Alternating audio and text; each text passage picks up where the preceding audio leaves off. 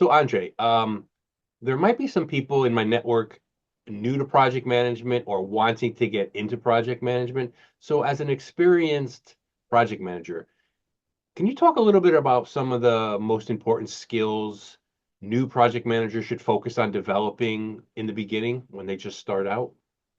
Yeah, certainly.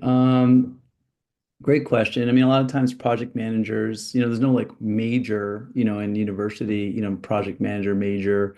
A lot of times we get into project management because we maybe have an interest, in my case was technology. So I had an interest in, getting into the technology field.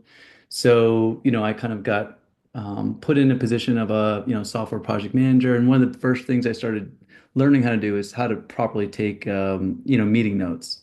So, written communication skills were the first thing that were essential for me to develop, as a project manager, making sure that, maybe all the action items were properly documented, from a meeting in person and trying to translate any kind of verbal communication into written communication.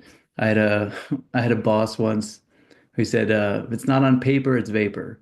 Hmm. And, basically the idea that like anything that's said, unless it's written down, we really can't like kind of hold as like maybe an obligation from a customer that we need to kind of create, software around. So make sure that everything's documented.